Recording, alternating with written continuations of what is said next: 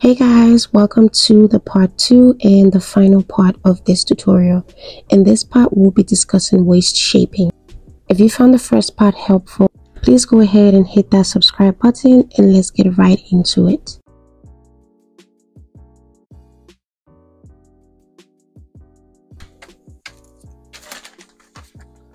So let's talk waist reduction.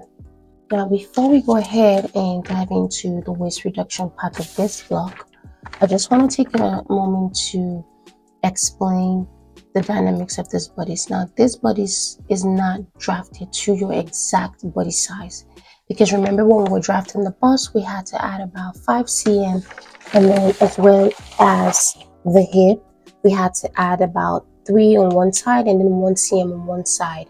So it's not your exact body measurement, right? So it will come out in excess. So now one way of shaping out those excess is the waist reduction part, but that is only done on the waist, not on the bust. So even after you do the waist shaping, you're still going to have excess around the bust. You're still going to have excess around the hip as well. Now, I personally don't like to do the waist shaping when I'm working with this block. I usually use the excess and just turn it to my seam allowance. Now, if you go ahead and shape the waist, you're still going to have excess around the bust. You're still going to have excess around the hips. I feel like it's better if you use the excess as the seam allowance, because at the end of the day, if you shape it to your exact body size, you're still going to need a seam allowance. So basically, it's like you adding what you're shaping out around the bust. Now, the reason why there's the waist reduction part is that the waist does come out sometimes way more than your regular 5 cm or 4 cm that's on the hip. I'm going to go ahead and show you guys how to do the waist reduction or the waist shaping, and then I'll show you how I use the excess as my seam allowance. I'll just explain a bit of that. The formula for waist reduction is the waist measurement after waist reduction should be half of your waist plus 2 to 2.5 cm more, okay, which is about 1 inch. It means they want us to have about 2 to 2.5 cm excess even after we're done shaping the waist. What we're going to do, first of all, to know how much we're going to shape out or how much we're going to leave behind. Remember, we're leaving about 2 to 2.5 cm excess in between, okay? So first, we're going to go ahead and measure around the waist. Now, remember when I was doing the center back, I told you this slanted center back is also a form of waist shaping. To measure the waist, we're just going to assume that we haven't done this slanted back so that you see what it's like firsthand. To do the waist shaping, there are 4 parts where you can shape the waist out from. You can shape it from the slanted back and the sides and as well as the CF. But the only time you can shape on the CF is when you're having half of your bodies or when you're using half of your bodies, okay? Now, if you are using a full bodice like this one and you go ahead and shape the center front, it's going to mean that when you're cutting it out, you cannot cut and fold because here is already slanted like the center back, okay?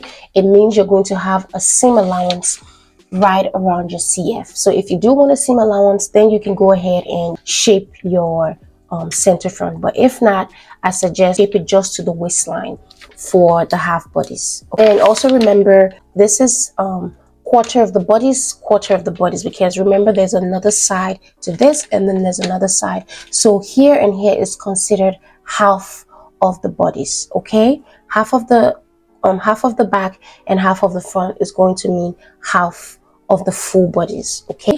So in this case, let's see what half of our waist measurement is here. So here our full waist is 39 inches and half of that measurement is 19.5. Okay? So I'm gonna go ahead here and write 19.5 inch. This is half of the original waist measurement, plus let's use 1 inch as the excess, plus 1 inch. That's going to give us 20.5 inch. That means after we've done the waist shaping, this final waist measurement to be 20.5 inch. which was half of our waist plus 1 inch extra. So now we know that this is the measurement we're trying to achieve. So whatever excess that we have after we measure is what we're going to divide around to shape the waist or to reduce the waist by. Now I'm going to start measuring from my actual center back and not the slanted back. So starting from here, the original center back line, I'm going to place my tape measure here, and then whenever it gets to this dot, I'm going to move it across to the next, away from it, and then to the side, wherever that point gets to, I'm going to slide it and then to the next part, like so, and then like so till I get to the front. So here it is about, this is 22.5 inch. Okay. Our actual half waist is 19.5, but when we measure the waist on the bodice block, we have 22.5. So that means we have 2 inches excess that we need to shape out on the waist. Now also remember, this measurement varies according to your body measurements. Okay, it's not always going to be 2 inches. Sometimes it might be way more than 2 inches. Sometimes it might be way less. Sometimes you might not even find that much excess. Sometimes it's 0 literally, and sometimes you would need more to actually get your waist measurement. Now remember, I told you the 4 points to shape the waist is the slanted back, the sides, and then on the CF. For the slanted back, I like to do 3/4 of an inch, which is 2 cm. So if I have taken 3/4 of an inch here, we're going to be left with 1.25 inch. So that 1.25 inch, I can now decide to take maybe half on the sides, half on the sides, and then I can now take 1/4 on the CF. Okay, it's better to have more on the slanted back than the CF. You can have more on the sides, or you could decide you want to take everything on the sides, just however way you decide to spread it. But definitely it is important to slant the center back.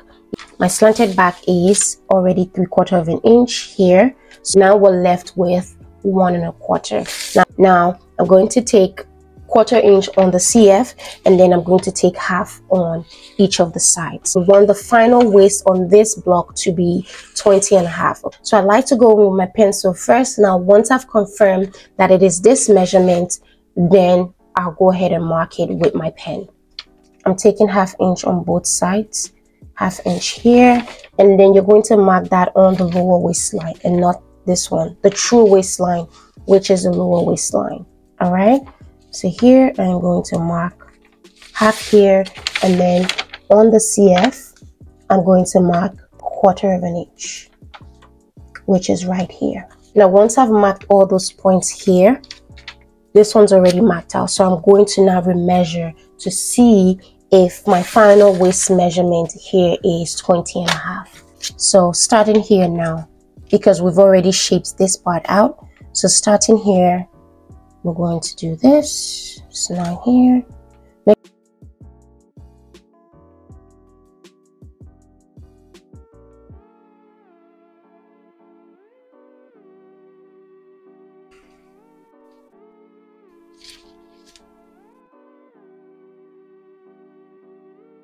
Okay, it's 20.5. Now I'm going to go ahead and draw this new point.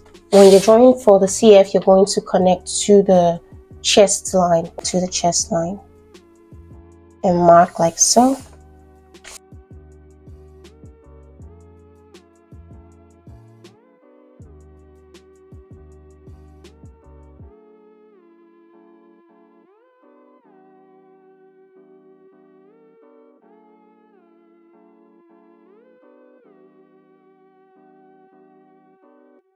Now, if you want to use your full bodice and you don't want to have a seam allowance here on the center front, you can take this measurement and just increase what you shape the sides by.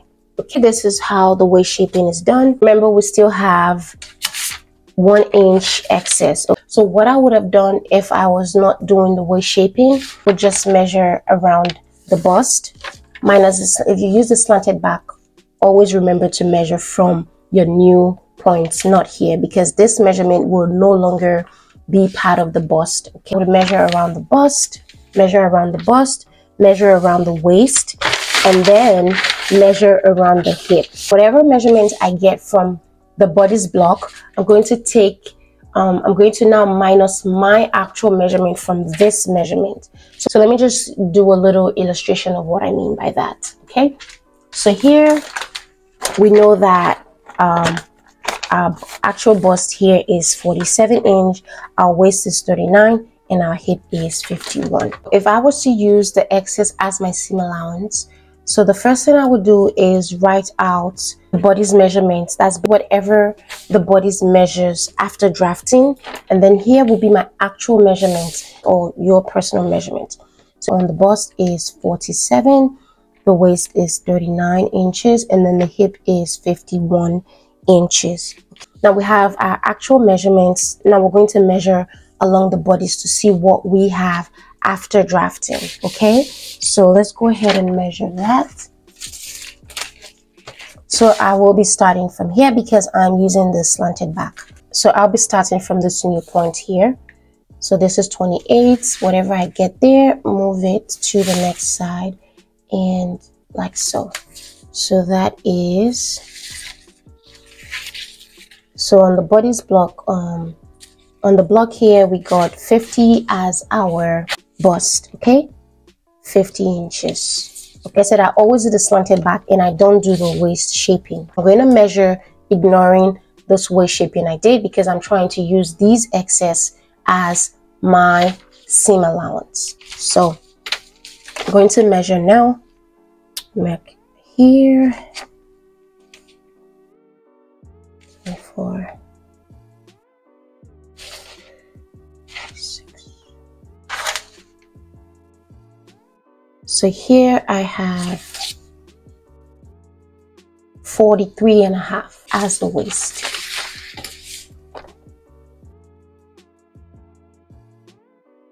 On the hip,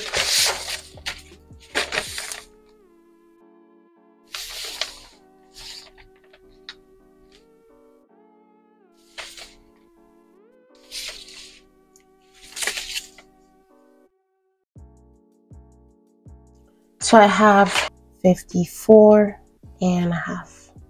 Okay, so here we have 3 inches in difference. 50 minus 47 is going to give us 3 inches. So on the waist, the difference here is 4.5 inch, and then on the hip here is 3.5 inch. This is the difference we have. Okay, so we need about 4 inch for the perfect side seam allowance, right? But we have enough seam allowance on the waist. Now on the bust, we need about 1 inch more. 1 inch in 2 places is 1/2 inch. Okay, so you're going to just come here on the side of the bust here, increase that with 1/2 inch. Come to the other side right here, increase that with 1/2 inch. Okay, so on the hip here we have 3.5 as the excess, and we're just missing 1/2 inch to make 4 inches. So basically you can just increase whatever. So basically that 1/2 inch will just mean adding 1/4 to this side and adding 1/4 to this side.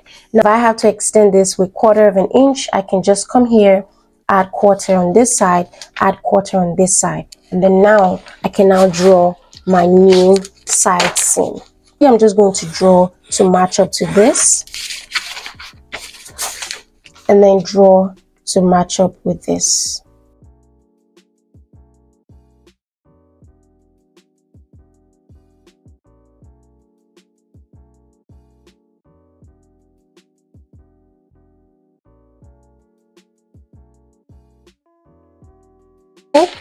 That's how I would use the excess as my seam allowance.